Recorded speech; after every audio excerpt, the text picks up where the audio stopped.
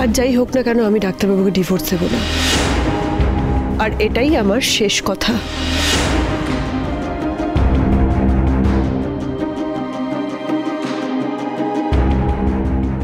আপনি চাইলে আমি আমার জীবনটাও দিয়ে দিতে পারি, কিন্তু আমি কোনোদিনও ডাক্তারবাবুকে ডিভোর্স দেব না, কোনোদিনও না।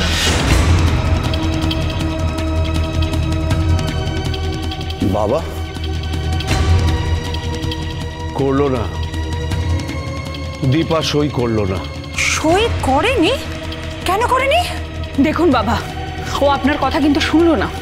দীপা বলেছে ও প্রাণ চাইলে প্রাণ দেবে, কিন্তু ডিভোর্স পেপারে ও কোনোদিনই সই করবে না।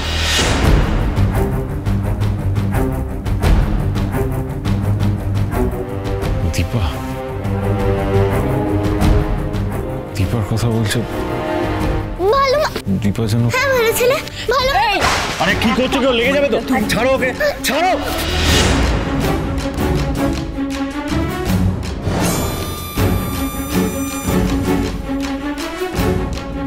এই যে এই হচ্ছে দীপা।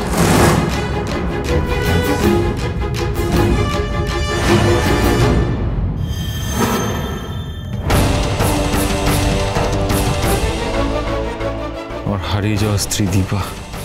না না, আসল নয়।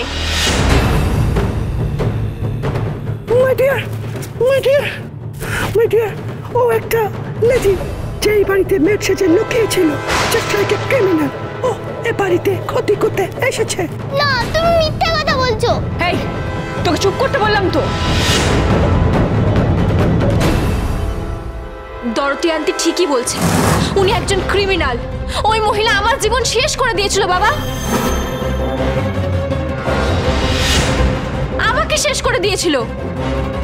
আমাকে চারু বাঁচিয়েছিল, চারু। আর হ্যাঁ, এই চারুর জন্যই কিন্তু আজ তোমার মেয়ে বেঁচে আছে বাবা। ওর কথা ছিল আমার মা হবার। আমি জানি না এ বাড়িতে কি হচ্ছে, কি ঘটছে। লাবণ্য, লাবণ্য, আমি তো আর পারছি না। বাবা, এছাড়া কোনো উপায় নেই। আপনি একটু বুঝুন, দাদাইকেও বাঁচতে দেবে না। সবাই মিলে দাদাইকে মিথ্যে কথা বলে কনফিউজ করে দেওয়ার কোনো মানে হয় না। শোনো জয়, আমার না 1 মিনিট লাগবে তোমার ওই পাপের কলঙ্ক মেয়েকে বোর্ডিংয়ে পাঠাতে।